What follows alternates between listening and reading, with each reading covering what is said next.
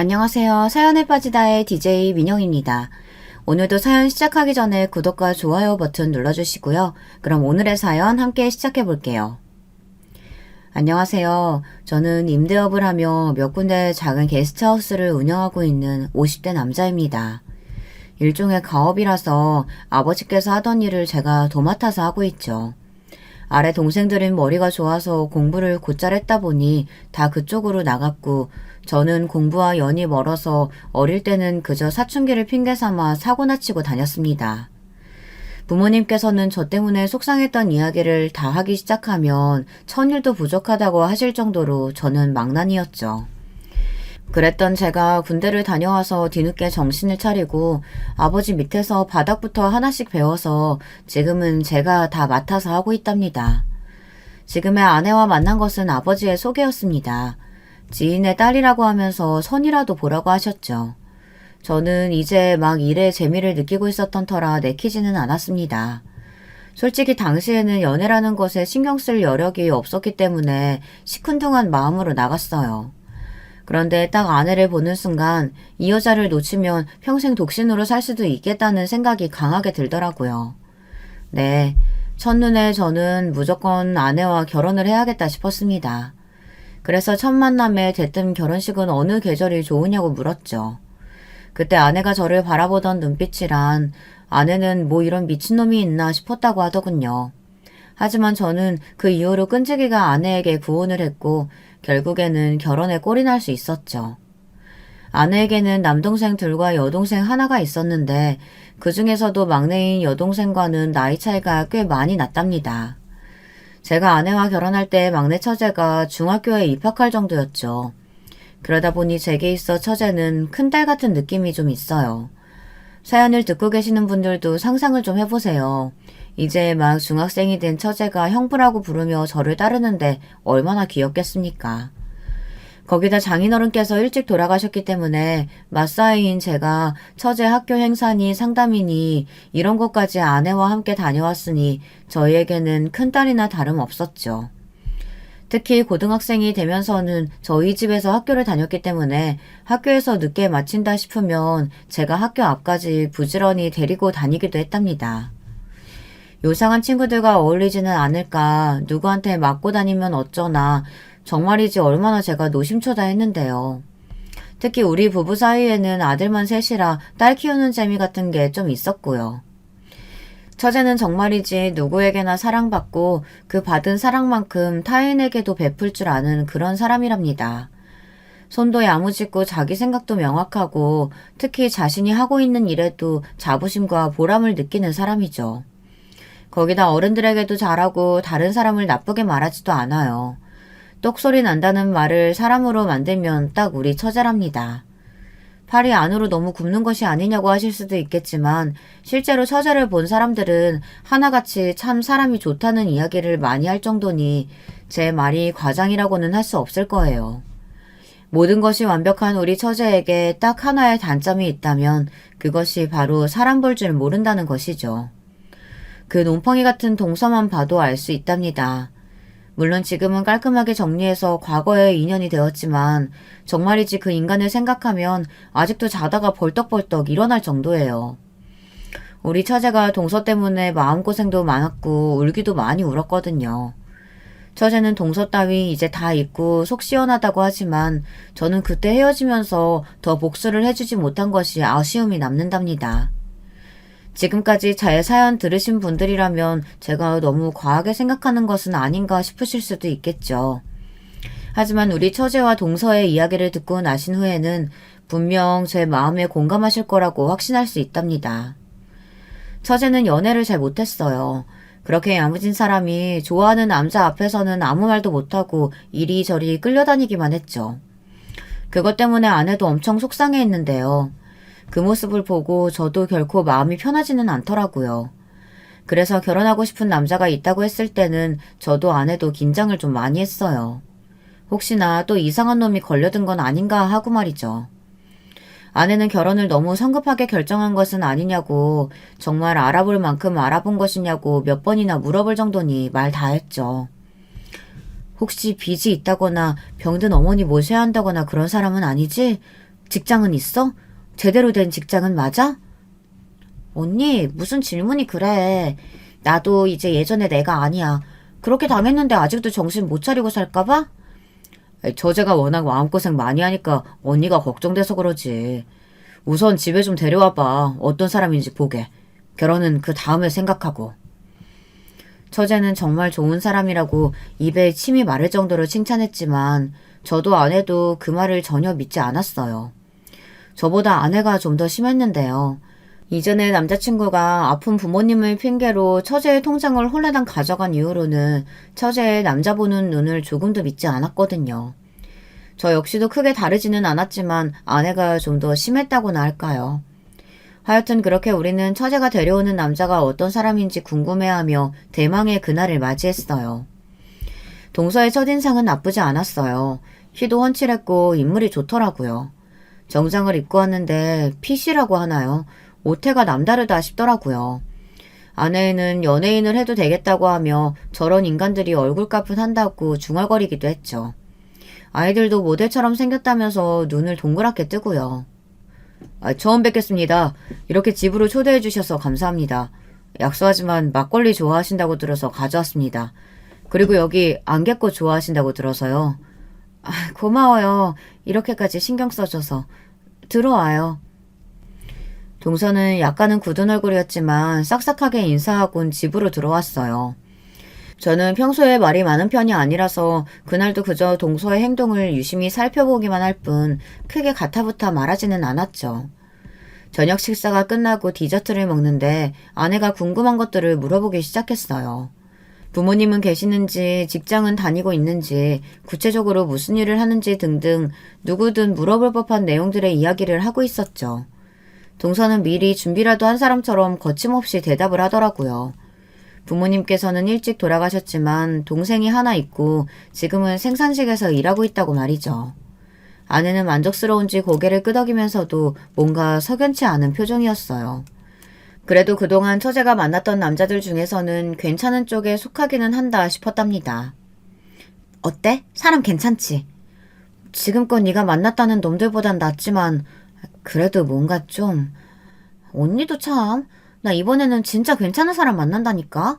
형부도 가만히 있지만 말고 말 좀 해봐요. 어땠어요? 괜찮았죠?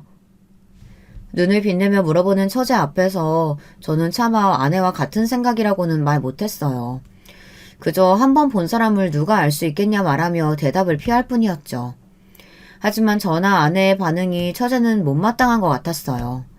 저는 그저 결혼이 급한 것도 아닌데 뭘 그렇게 서두르고 있냐고 천천히 좀 보자고 할 뿐이었죠. 그 뒤로 몇 번의 더 만남이 있었어요. 생일과 같은 중요한 가족 행사에 초대하기도 했고 가족끼리 떠난 캠핑에도 함께했죠.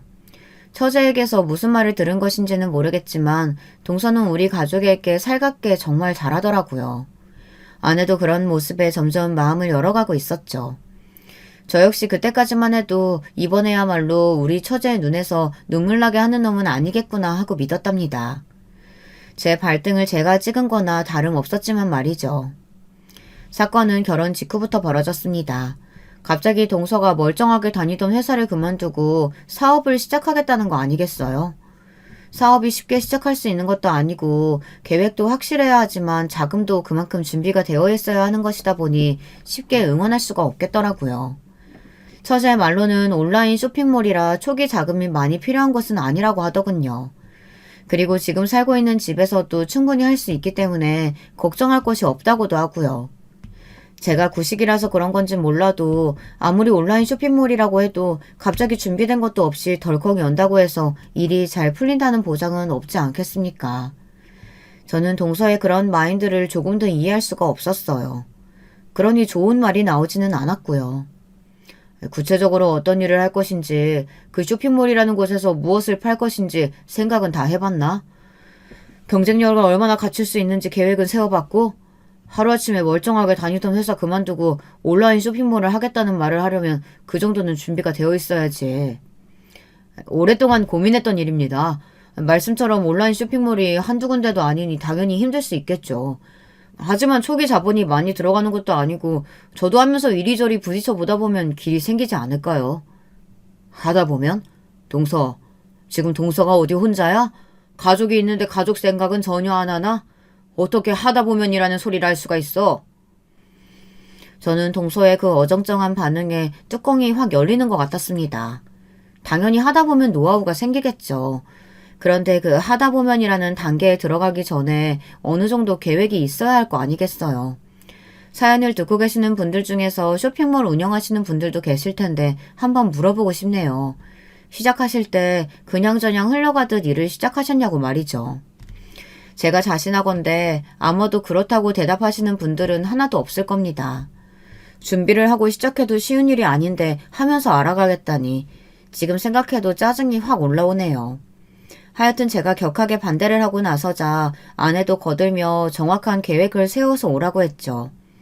그렇게만 하오면 자금을 도와줄 수 있다고 하면서요. 아내의 말에 동서의 눈이 휘둥그레 하더니만 꼭 아내를 만족시킬 수 있는 계획서를 가져오겠다고 말했어요.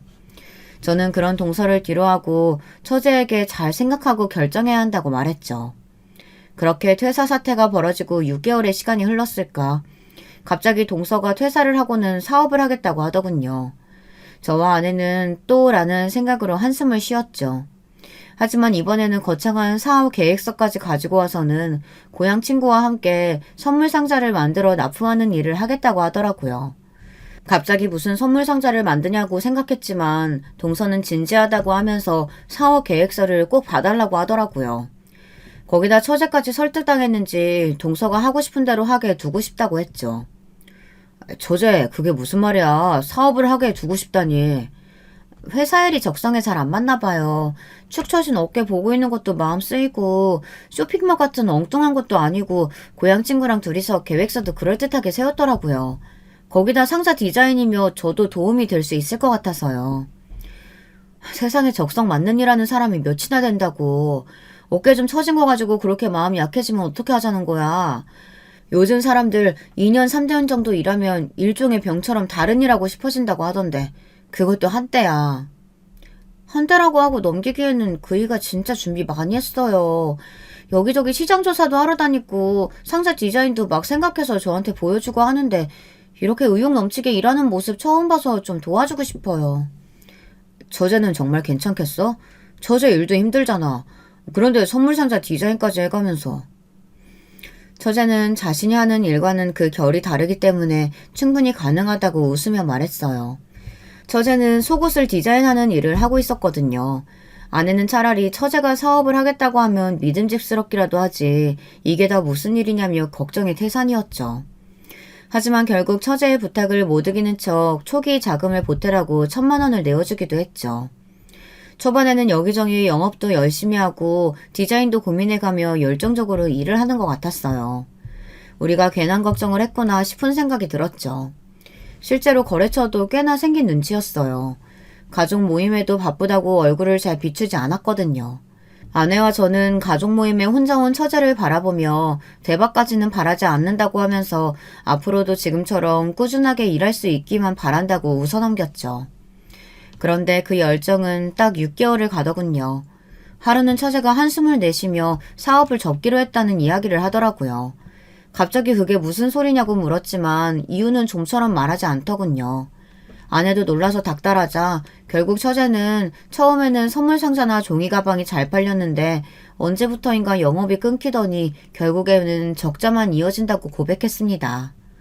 그러다 보니 동서가 의욕을 잃었고 회사도 제대로 나가지 않는다고 말이죠. 기가 찼죠. 그럼 사업을 시작하자마자 술술 풀릴 것이라고 기대를 했다는 말인가 싶었어요. 동업자도 동서의 그런 모습에 치를 떨며 사업에서 손을 떼고 싶다고 말했다더군요. 저는 당장 동서를 집으로 불러서 이게 다 무슨 일이냐고 물었어요. 동서는 머뭇머뭇거리면서 아무래도 자기가 계획을 세운 것과는 다르게 흘러가기 시작하더니 걷잡을 수 없이 사태가 변해갔다고 말했죠. 무슨 계획을 어떻게 세웠는지 모르겠지만 고작 6개월 일했으면서 뭐 그리 드라마틱한 변화를 바란 거야. 그럼 갑자기 대박이라도 터질 거라고 생각했나? 그랬어? 그래도 제가 열심히 이렇게 하는데 상황은 나아져야죠. 점점 퇴보한다는 게 말이 됩니까? 세상 일이 뜻대로 다 흘러가면 사업에 실패하는 사람이 왜 생기겠나? 성공 사례라는 말이 왜 있겠어? 그럼 처음부터 이런 상황은 생각도 안 했다는 말이야? 사업을 하려면 최악의 상황도 항상 생각하면서 움직여야지. 제 잔소리에도 동서는 고개만 숙이고 있을 뿐 어떻게 하겠다는 말이 없었어요. 결국 정말 사업을 접을 생각이냐고 물었죠. 그랬더니 다른 일을 해보고 싶다고 하더군요. 그러면서 공장에서 물건을 가져와서 파는 일을 하겠다고 말이죠. 저는 너무 어이가 없어서 무슨 물건을 받아올 생각이냐고 물었더니 지금부터 생각해보겠다고 답했어요. 저는 그런 동서의 말에 그만 폭발하고 말았습니다. 아직도 정신을 못 차렸어? 그런 정신머리로 무슨 사업을 한다는 말이야? 다 필요 없으니까 전부 정리하고 취직이나 해. 그저 달마다 월급 따박따박 받을 수 있는 그런 곳으로. 딱 그런 곳이 자네한테 맞을 테니까. 형님, 아무리 제가 실패를 좀 했다고 해도 어떻게 그렇게 말씀을 하십니까? 내가 지금 자네 실패 때문에 이렇게 말하는 것 같아? 내가 말하는 건 결과가 아니야. 지금 자네의 정신 상태지. 제 호통에 동서는 기분이 상했는지 벌떡 자리에서 일어나더니 인사도 없이 나가버렸어요. 중간에 있던 처제는 어쩔 줄 몰라 하며 제 눈치를 살피기만 했죠. 저는 처제에게 또 사업 이야기하거든 무조건 말리라고 말했어요. 처제도 알겠다고 고개를 끄덕였지만 저는 알 수 있었죠. 절대 제가 말한 대로 흘러가지는 않을 것이라는 사실을요. 아니나 다를까 사업을 접는다던 동서는 사무실을 정리하고는 마스크를 만드는 공장을 인수하겠다고 하더군요. 마스크뿐만 아니라 물티슈나 가게에서 사용하는 물수건 등을 만들어낼 수 있는 공장이라고 했어요. 저는 무슨 돈이 있어서 그런 공장을 인수하려 하느냐고 물었어요. 아내가 한숨을 내쉬더니 처제 이름으로 대출을 알아보는 중이라고 했습니다. 저는 당연히 동서 이름 두고 왜 처제 이름으로 대출을 받느냐고 했지만 신용 점수가 낮아서 대출이 나지 않는다는 답변을 들을 수 있었답니다. 아니, 신용도 제대로 없는 놈이 사업은 무슨... 내가 그렇게 말리라고 했는데 처제는 뭐하고 있는 거야? 그게 뜻대로 안 되나 봐요.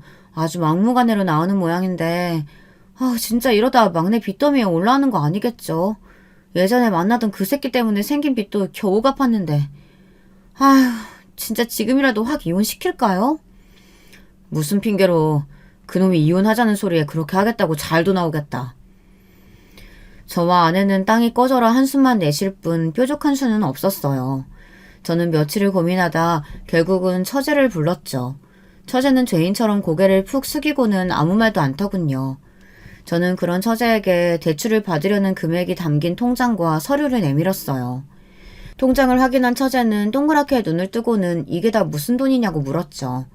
저는 당연히 빌려주는 것이며 이자는 1%로 하겠다고 말했어요. 처제의 눈에는 금세 눈물이 차올랐죠. 저는 그런 처제에게 휴지를 건네주면서 사무실로 쓸만한 건물도 하나 보여주었어요. 때마침 동서가 생각하는 공장과 멀지 않은 곳에 건물이 하나 나와 있더라고요. 저는 처제에게 절대로 제가 빌려줬다는 소리는 하지 말라고 신신당부를 했어요. 제가 이 정도의 돈을 굴릴 수 있는 사람이란 것을 동서가 알면 지금보다 더 터무니없는 짓을 저지를 것 같았거든요. 처제는 절대 말하지 않겠다는 약속과 함께 이번에는 무슨 일이 있어도 중간에 그만두지 않도록 하겠다고 다짐을 하고 갔어요. 하지만 사람의 본성이 어디 갑니까? 저는 처제의 약속처럼 흘러갈 것이라고는 조금도 생각하지 않았어요. 그래서 이왕 도와주는 김에 자리는 잡을 수 있도록 해야겠다 싶었죠. 자리를 잡고 나면 나중에 나가 떨어지는 행동은 하지 않을 거라고 기대하기도 했고요. 우선은 제가 운영하는 게스트하우스에 배치되는 물건들은 전부 다 동서를 통하기로 했어요.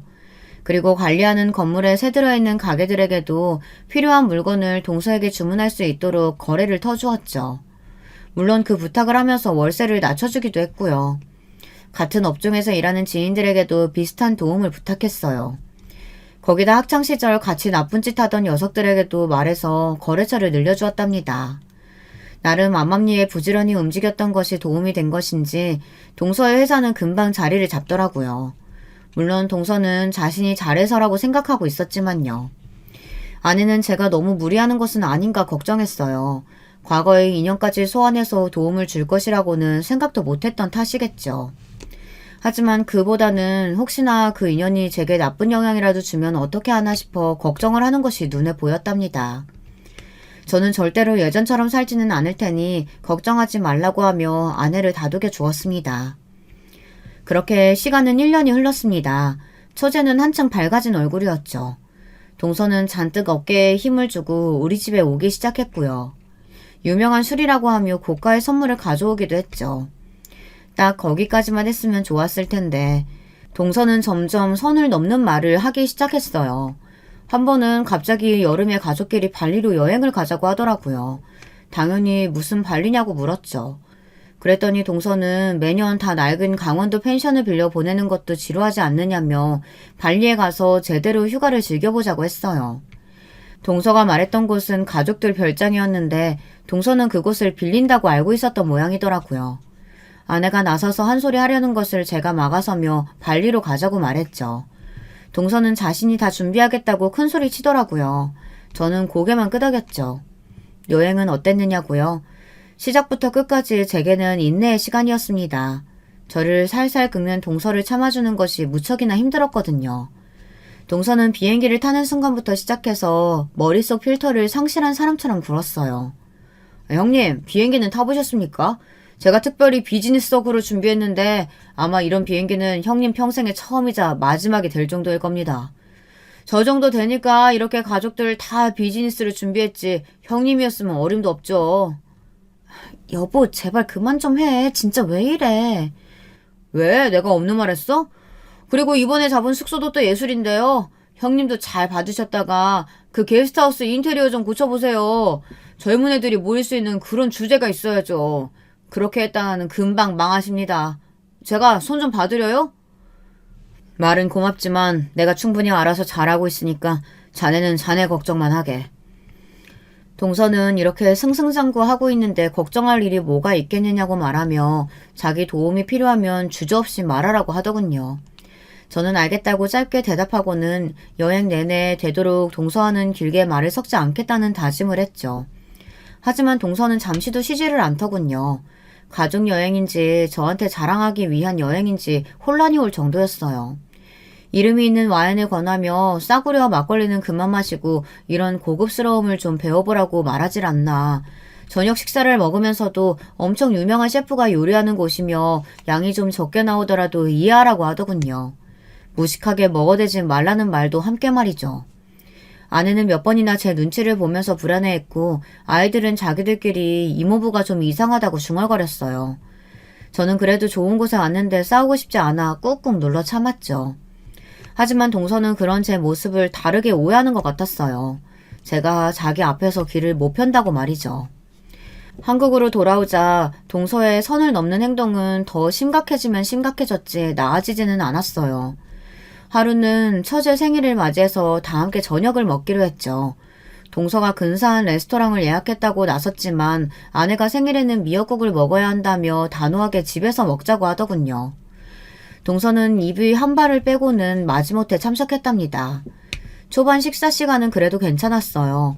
아이들도 이모에게 선물하겠다고 자기들끼리 돈을 모아서 스마트워치를 준비했더라고요. 고가의 물건인데 용케 자기들끼리 돈을 모았구나 싶었죠. 저 역시 아내와 함께 처제가 좋아하는 브랜드의 가방과 스카프를 선물로 주었어요. 동서는 슬쩍 보더니만 고작 이런 것을 선물로 주느냐고 하더라고요. 그 한마디가 화기애애하던 식탁의 분위기를 단박에 바꿔버렸죠. 동서는 자기는 더한 것도 준비했다고 하며 100만 원 수표를 떡하니 5장 내밀더라고요. 솔직히 놀라기는 했습니다. 그 자리에 돈을 꺼낼 것이라고는 생각도 못하기도 했지만 금액도 상상 이상이었거든요. 처제도 놀란 얼굴이었어요. 다들 애써 분위기를 수습하려는데 동서가 저를 보며 말하더군요. 형님 아실지 모르겠지만 이번에 저희 회사가 지난달 수익의 1.2배를 달성했거든요. 요즘은 해도 고마운데 이렇게 지속적으로 성장하고 있다 보니 주변 업계에서도 눈여겨보는 곳이 많아요. 실제로 장기 계약하자는 것도 있고요. 정말 다행이네. 그래. 정말 다행이네. 그래. 자네가 열심히 노력한 보답이겠지. 지금처럼만 하게나. 그럼 분명 더 좋은 날이 올 거야. 제가 다 알아서 합니다. 형님 훈수 없어도 지금까지 잘했지 않습니까? 형님은 자기 일이나 신경 쓰시고요. 막말로 형님이 사업에 대해서 뭘 하십니까? 고작 게스트하우스나 운영하시면서 그것도 조그만. 동서의 말에 처제는 깜짝 놀란 얼굴로 무슨 막말을 하더냐고 취했느냐고 타박했지만 동서는 술은 입에 댄 적도 없다고 하며 한쪽 입꼬리를 올린 상태로 저를 바라보았어요. 동서의 앞에는 소주병이 두어 개 굴러다니고 있었고요. 저는 과거 저한테 잔소리 들었던 것이 꽤나 마음에 남아있구나 싶어 동서를 달래듯이 말했어요. 그때 속상한 마음에 잔소리가 많았다면 미안하다고 했죠. 그냥 그렇게 이야기하고 넘어갈 생각이었어요. 그럼요. 하나라도 더 배운 제가 용서해야죠. 저도 다 들었습니다. 형님 예전에 주먹깨나 쓰셨다면서요? 고등학교는 졸업하셨는지 몰라. 주먹이나 휘두르던 사람이 집안 잘 만나서 이렇게 게스트하우스나 하고, 그죠? 선은 넘지 말게. 해도 되는 말이 있고 해서는 안 되는 말이 있지. 형님은 어디 그런 거 생각하고 저한테 말씀하셨습니까? 정신 상태가 문제니 어쩌니 그런 말 할 때 생각이라는 거 하기는 하셨습니까? 하셨어요? 진짜 내가 지금 생각해도 쪽팔리네. 고작 나보다 나이 많다고 대꾸도 못하고 그 주먹에 맞을까봐 굽신거린 거 생각하면 진짜. 여보 미쳤어? 술을 얼마나 마신 거야? 그만 좀 해. 나중에 얼마나 후회하려고. 후회? 내가? 번듯하게 성공한 내가 후회할 일이 뭐가 있어. 당신이야말로 나한테 잘해. 나중에 쫓겨나지 말고. 당신이 나 하는 일에 도움이 눈꼽만큼이라도 돼야지 말이지. 나 돕겠다는 사람이 옆에 널리고 널렸는데 내가 왜 당신이랑 살겠어? 저에 대해서 막말하는 것은 그래 서운한 것이 많다 보니 술김에 터뜨렸나 보다 싶었지만 처제를 향해서 몹쓸 말을 하는 모습에 저는 벌떡 몸을 일으켰어요. 깜짝 놀란 아이들이 제 팔을 한쪽씩 붙들고는 이모부가 취해서 하는 말에 뭐하러 반응하느냐며 저더러 참으라고 했죠. 처제는 동서를 부축해서는 당장 일어나자고 말했고요. 아내는 그런 처제를 도와주면서 저더러 술 지정하는 소리에 뭐하러 반응하느냐고 핀잔을 주었어요.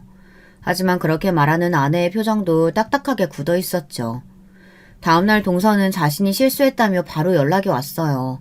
본심이 아니었다고 말하면서 앞으로는 술을 끊겠다고 다소 과장된 소리도 하더군요. 저는 알겠다고는 했지만 동서의 마지막 말이 자꾸만 머릿속에 남았어요. 술지정이라고 넘기기에는 석연치 않은 구석이 있었거든요. 하지만 처제까지 나서서 미안하다고 나오니 더 이상은 꼬투리 잡는 것 같아 다 잊었다고 말하기는 했답니다. 하지만 제 불안은 곧 현실이 되었어요. 처제는 아이가 생기지 않아 걱정을 많이 하고 있었는데요. 동서와 함께 불임센터에 가보고 싶었지만 동서가 완강하게 거부하는 바람에 혼자 가기 무서워서 아내와 함께 다녀왔죠. 별다른 문제는 없다고 하더라고요. 불임이나 난임의 요소는 보이지 않는다고 말이죠. 처제는 다행이라고 하면서도 어두워진 얼굴이 좀처럼 밝아지지 않았어요. 처제가 가고 나서 아내가 걱정스러운 얼투로 제게 말하더군요. 사실 동서가 최근 들어 출장이 잦다고 말이죠. 바람이라도 난 것은 아닌가 싶어서 비서한테 슬쩍 물어보면 거래처 영업을 직접 다니는 것이 확실하다고 하더라고요. 실적을 그만큼 쌓고 있다고 말이죠. 아내는 처제가 혼자서 소가리하는 모습에 마음이 쓰인다고 하더니 한 며칠을 우리 집에서 보내게 하고 싶다고 하더군요. 저는 당연히 환영이었죠. 그리고 무슨 일이 있는지 알아볼 테니 너무 걱정하지 말라는 말로 아내를 달래주었답니다. 사실 이때까지만 해도 무슨 일이 있을까 했어요. 그저 돈 버는 일에 재미를 좀 들였나 보다 했죠.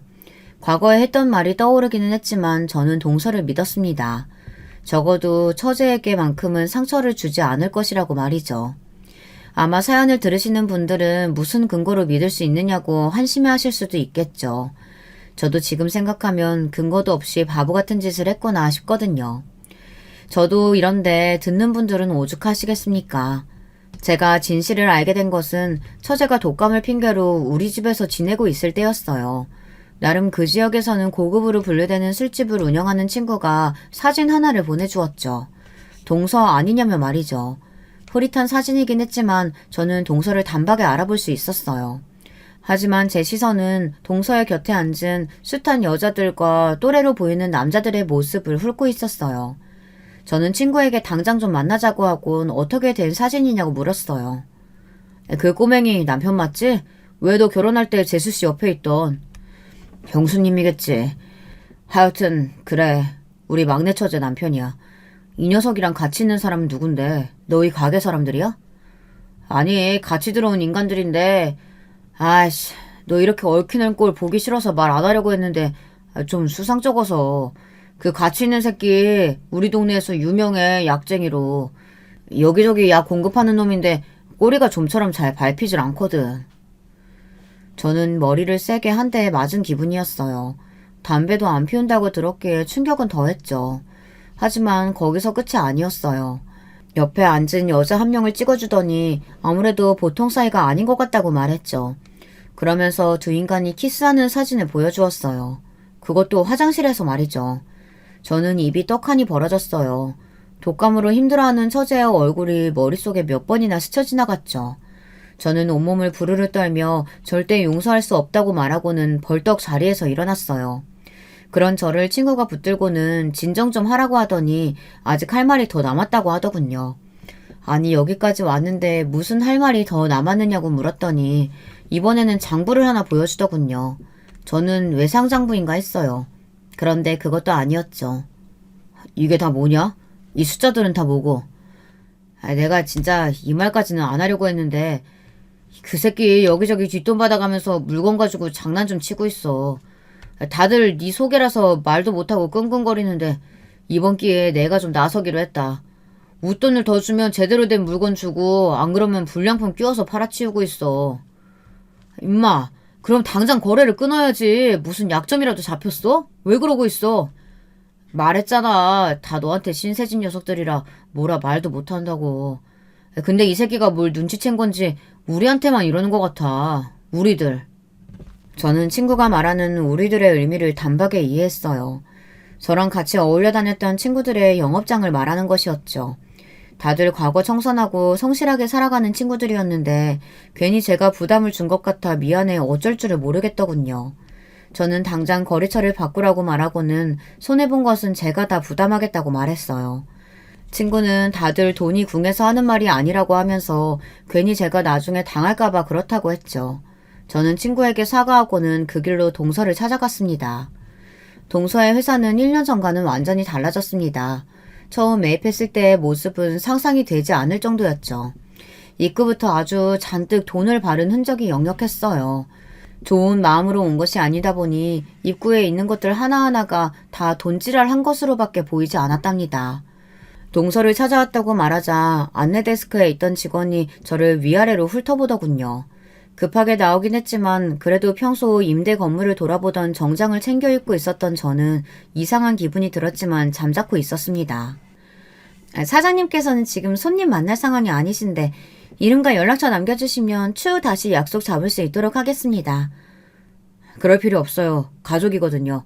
동서 보러 왔습니다. 안내데스크 직원은 가족이란 말에 눈을 동그랗게 뜨고는 허둥거리며 어디론가 전화를 걸었어요. 그러면서도 자꾸만 저를 힐끔거렸죠. 몇 분 뒤 동서가 빠른 걸음으로 나오더군요. 그리고는 제게 인사도 하지 않고 제 팔을 끌고는 밖으로 나가려고 했어요. 저는 꿋꿋하게 그 자리에 서서 이게 무슨 행동이냐고 물었죠. 동서는 속삭이에 든 낮은 목소리로 빠르게 말했어요. 형님, 여기가 어디라고 그런 거짓골로 오십니까? 진짜 제 체면도 있지 너무하십니다. 뭐? 거짓골? 남들이 보면 뭐라고 하겠습니까? 사장 형님이라는 사람이 다 낡고 유행도 지난 거적대게 걸치고 와서 찾더라. 이 소리밖에 더 하겠습니까? 막말로 경비하러 왔어요? 짜증나게 좀 하지 말고 나가자고요. 왜 연락도 안 하고 나타나서는. 저는 그런 동서의 팔을 뿌리치고는 방금 한 말을 다시 해보라고 말했어요. 저의 분위기가 심상치 않게 흘러가자 동서는 미간에 주름을 잡으며 넥타이를 거치게 풀곤 알 수 없는 말들을 중얼거렸어요. 자세하게 듣지는 못했지만 욕이 중간중간 들리더군요. 저는 좀 더 큰 소리로 다시 말해보라고 했어요. 이래서 무식하게 주먹이나 휘두르는 인간이랑은 상종하지 말라는 말이 괜히 있는 게 아니었어. 왜요? 한 대 치시려고요? 치세요. 누가 손해인데요? 내가 무슨 짓 할 줄 알고 이렇게 큰 소린가? 자네, 내가 가진 것이 뭔 줄 알고? 와, 이제는 주먹 대신 모로 겁주려고요? 마음대로 해보세요. 형님이 아무리 날뛰어봤자 타격이랑은 눈꼽만큼도 없을 테니까. 자꾸 이렇게 저 자극하시면 손해보는 건 제가 아닐 테니까 각오 좀 하시고요. 동서는 눈에 비웃음을 가득 담은 상태로 직원들 앞에서 더 이상 춘태 부리지 말고 나가라고 했죠. 빨리 나가지 않으면 사람을 불러서 끌어내겠다는 말과 함께 말이죠. 저는 기가 차더군요. 조용히 처리하려고 왔는데 그런 마음이 싹 사라졌습니다. 저는 동서가 보는 앞에서 바로 전화를 걸었어요. 동서는 팔짱까지 끼고는 뭐든 해보라는 액션을 취했죠. 전화를 받는 소리와 함께 스피커폰으로 전환시켰어요. 아이고 사장님, 무슨 일로 전화를 다 주셨습니까? 별일은 아니고요. 작년에 그 건물 기억하십니까? 그럼요. 요즘 무슨 마스크 공장인가 뭔가 그곳을 사무실로 쓰고 있는 건 말씀하시죠? 갑자기 그 건물 매입하셔서 제가 얼마나 놀랐는데요. 솔직히 그런 곳이 어디 사장님이 눈여겨보실 건물입니까? 남자의 말에 동서의 얼굴에 점점 미소가 사라지기 시작했습니다. 실시간으로 사람 표정이 바뀌는 모습을 코앞에서 보고 있으니 꽤 재밌더라고요. 저는 동서를 똑바로 바라보며 말했습니다. 거기 임대 해약하고 건물을 리모델링 할까 하는데요. 언제까지 가능하겠습니까? 거기가 지금 임대 기간이 끝나가고 있으니까 이달 안으로는 정리될 겁니다. 말도 안 돼. 누구 마음대로. 저는 고맙다는 말과 함께 전화를 끊었어요. 동서는 사색이 된 얼굴로 저를 보고 있었죠. 그러더니 법적으로 이렇게 끝낼 수 있을 줄 아느냐며 소리를 지르더군요. 물론 평범한 임대인과 임차인이라면 이런 일이 말도 안 되겠죠. 하지만 동서는 모르고 있었어요. 처음부터 이 건물은 임대 형식이 아니었거든요. 처제가 말 안 했던가? 지인의 도움 받는다고 월세 없이 들어가기로 했다고. 대신 건물주가 원할 때는 바로 나간다는 계약 조건이 있다고 말이야. 그럼 그 지인이라는 사람이 내가 자네한테 모진 소리도 많이 했고 그래서 기는 죽이지 말자 싶어서 불어 말 안 했지. 그런데 아주 난리도 아니었지. 내가 그동안 그 꼴 보면서 왜 말 안 했는지 알아? 다 처제 얼굴 봐서 참아준 것뿐이라고. 근데 감히 니놈의 처제를 두고 바람을 피워? 저는 주변 사람들 다 들으라는 식으로 소리를 높였어요. 어느새 직원들이 우리를 둘러싸고 있었죠. 동서는 당황하며 당장 자리로 돌아가라고 했지만 소용이 없었죠. 눈앞에서 사무실이 사라지는 것을 생생히 봤는데 어느 누가 동서의 말을 듣겠습니까? 동서는 절대로 이렇게 끝나지 않을 것이라고 소리를 지르더군요. 저는 어디 끝까지 해보라고 하곤 집으로 돌아왔습니다. 물론 마음 같아서는 그 자리에서 다 터뜨리고 끝내고 싶었지만 처제 마음고생한 시간에 비해 그렇게 끝내기에는 너무 아쉽다는 생각이 들더라고요. 집에 도착한 저는 이혼 전문 변호사뿐만 아니라 동서가 만나고 있는 사람들에 관한 조사를 시작했습니다. 돈을 좀 들이니 그런 정보들이 삽시간에 손에 들어오더군요. 정말이지 동서는 쓰레기 중에서도 극 폐기물이나 다름없었어요. 바람이라고 생각했던 여자는 바람 그 이상이었죠. 그 여자와의 사이에 자식도 있더라고요. 저는 절대로 곱게 추락하게 두지 않겠다는 결심을 하곤 모든 사실을 처제에게 말했어요. 처음에는 믿지 못하던 처제도 증거 앞에서는 더 이상 우기지 못했죠. 처제는 소리도 내지 못하고 그렇게 한참을 바닥에 엎드려서 울었어요. 아내와 저도 함께 울었습니다. 하지만 운다고 해서 해결되는 것은 없잖아요. 저는 처제에게 이혼은 물론 위자료도 받아내야 한다고 말했어요. 처제는 아무런 답이 없었죠. 저는 힘든 일은 다 제게 맡기고 처제는 그저 이 집에서 기다리기만 하면 된다고 말했어요. 절대로 동서와는 연락도 주고받지 말라고 했죠. 아내는 자기가 책임지고 지킬 테니 무조건 깔끔하게 정리해달라고 했고요. 그 뒤로 제가 한 일이라고는 하나였죠. 무조건 그놈을 망하게 하는 것. 저는 처음에 거래를 부탁했던 지인들을 찾아가 다른 문제는 없는지 확인했어요. 아니나 다를까 다들 엉망인 제품을 받고 한숨만 쉬고 있더군요. 계약이 만료되는 것은 순식간의 일이었죠. 특히 같은 숙박업을 운영하는 사람들은 꽤나 큰 고객들이라 떨어져 나가는데 사업이 휘청거릴 정도의 타격을 받을 수밖에 없었죠. 그러니 어디 버틸 재간이 있겠습니까? 물론 중도의 계약을 파기하는 것이라 위약금이 있었습니다. 하지만 그것도 걱정할 것이 없는 것이 그동안 멀쩡한 제품을 넣은 것이 아니지 않습니까?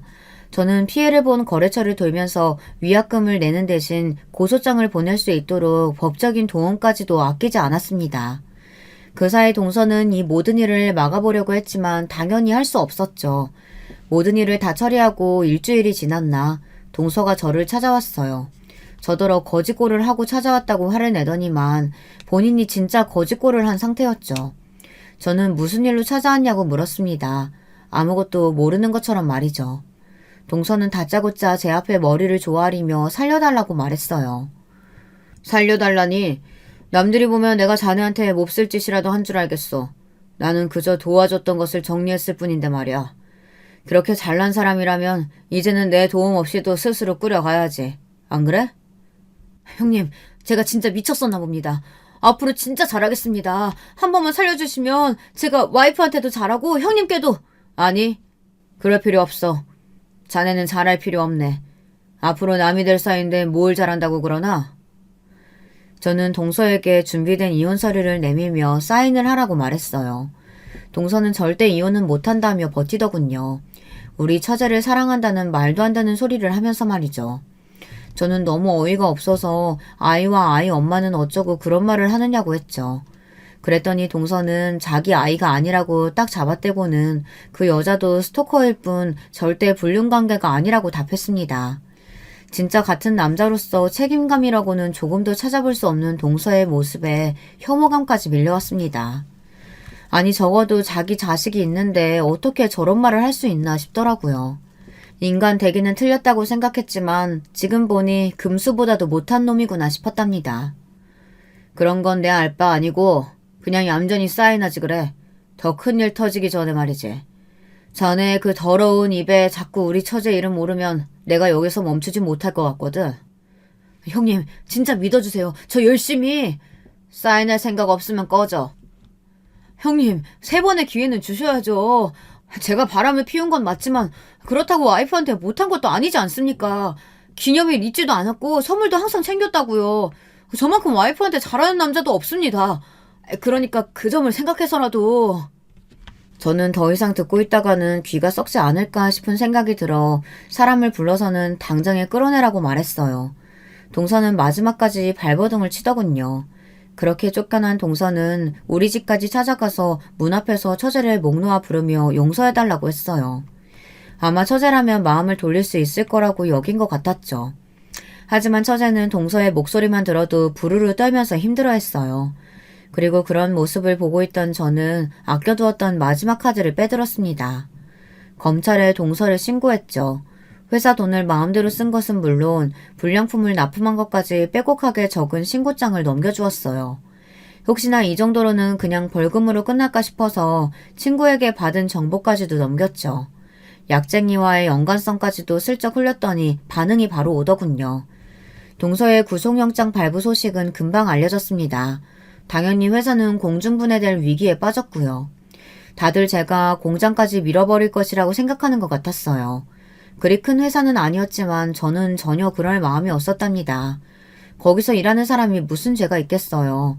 그저 자신이 할 수 있는 일을 묵묵하게 했던 사람들인데 고작 동서 하나 때문에 길거리로 내보낼 필요가 있겠습니까? 대신 저는 공장의 기계를 바꿀 뿐만 아니라 몇 가지 더 들여놓은 것으로 새로운 공장을 열 수 있도록 했죠. 직원들도 대부분 그대로 일하게 했고요. 그리고 그 공장과 사무실을 고스란히 처제에게 주었습니다. 동서와의 일이 상처가 되었던 처제는 좀처럼 기운을 차리지 못했어요. 의욕이 없다고나 할까요? 다니던 회사도 결국은 그만두고 집에만 있으려고 하는 처제를 끌고 회사를 찾아갔습니다.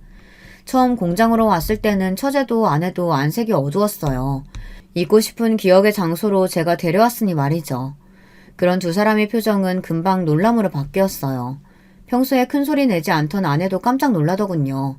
마스크를 만들어내던 작은 공장은 다른 기계들까지 들여서 소규모 의료 공장이 되었거든요. 앞으로 처제가 디자인하는 옷들이 만들어질 그런 공장 말이죠. 형부, 이게 다 뭐예요? 저 같은 사람이 뭐가 예쁘다고 형부랑 언니 힘들게만 했는데. 처제는 눈물까지 뚝뚝 흘리며 자신이 밉지 않느냐고 했어요.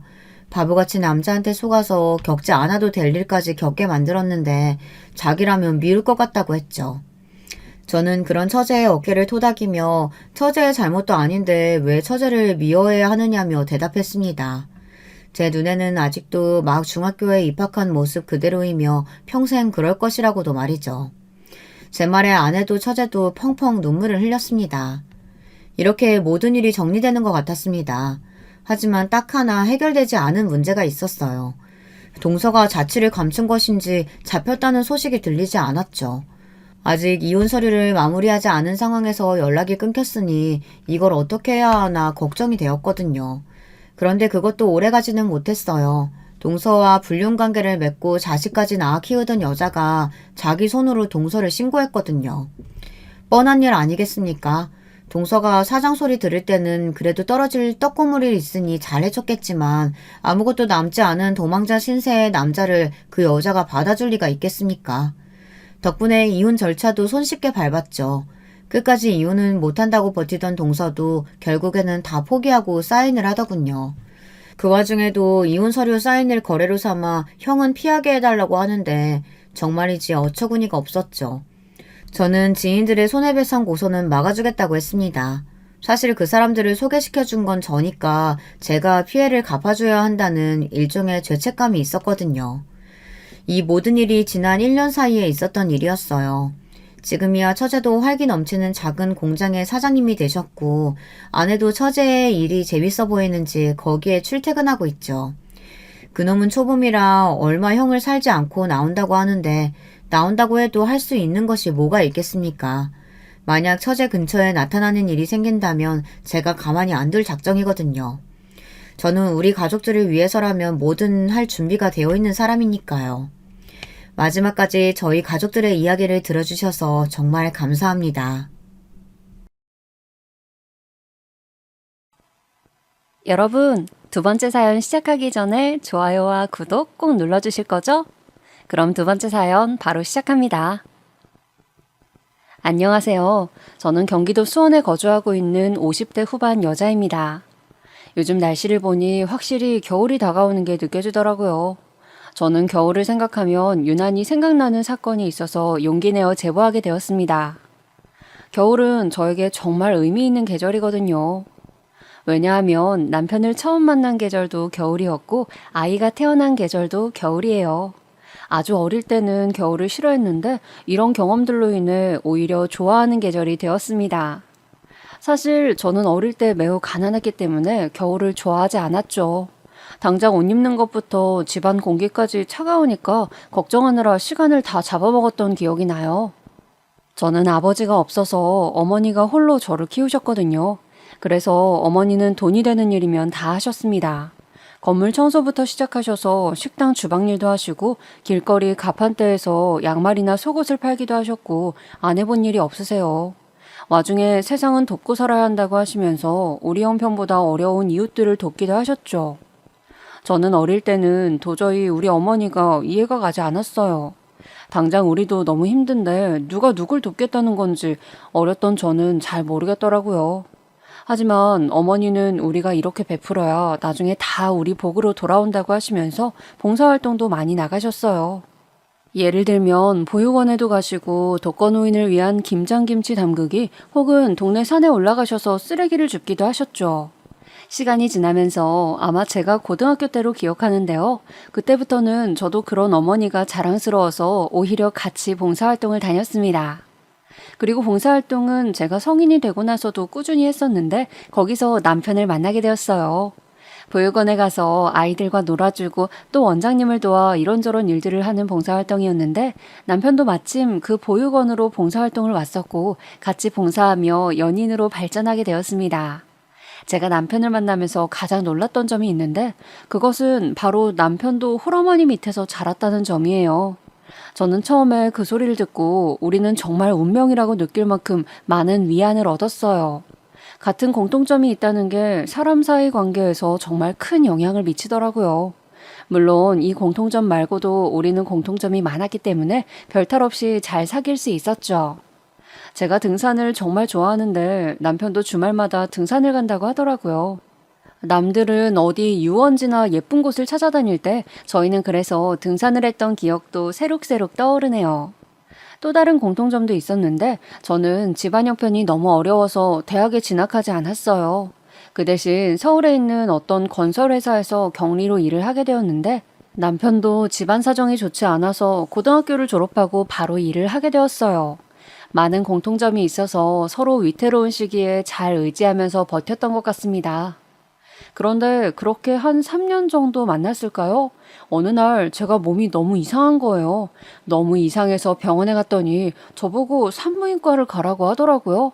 그래서 바로 산부인과에 갔더니 세상에 제가 임신했다고 의사가 저한테 말씀하셨습니다.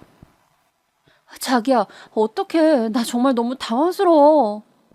자기야, 내가 어떻게든 책임질게. 일단 나쁜 생각은 하지 말자.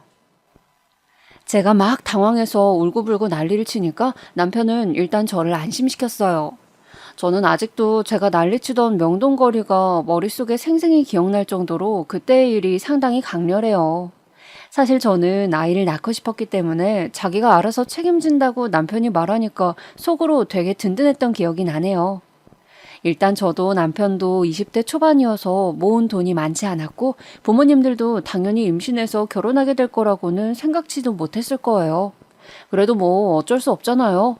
저희는 아이를 지우기 싫고 낳고 싶으니 재빨리 각자의 어머니에게 알렸죠. 아, 이게 무슨 소리야, 정인아.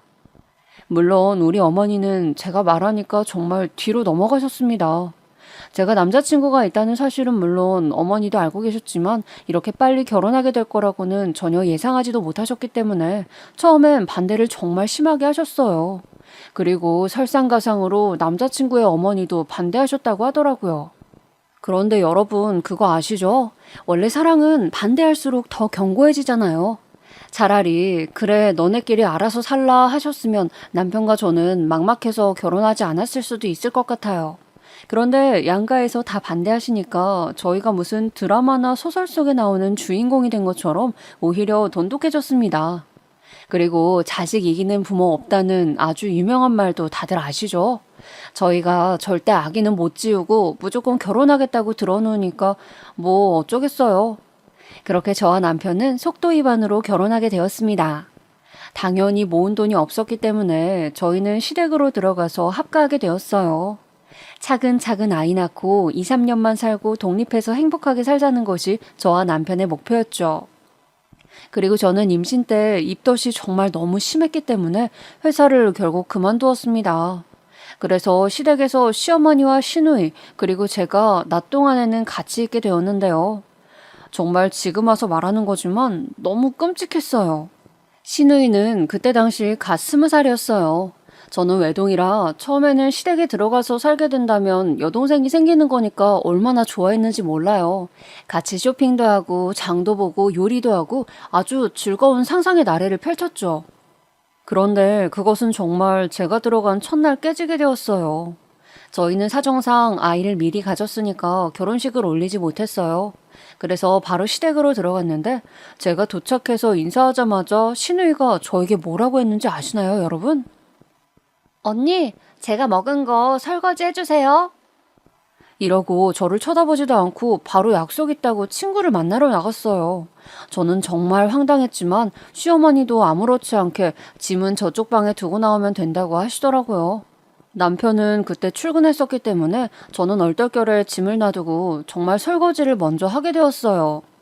그전에도 시어머니를 뵙긴 했지만 막상 같이 살게 되니까 시어머니가 저를 좋아하지 않는다는 것을 더 잘 느끼게 되었어요. 누군가가 누군가를 싫어하면 표정과 눈빛만 봐도 사실 잘 느껴지잖아요. 시어머니는 정말 누가 봐도 제가 마음에 들지 않으셨어요. 제가 신우도 그렇고 시댁 식구들이 저를 반겨주지 않으니까 너무 서러운 마음이 들어서 남편에게 하소연하다 울었던 날이 있었는데요.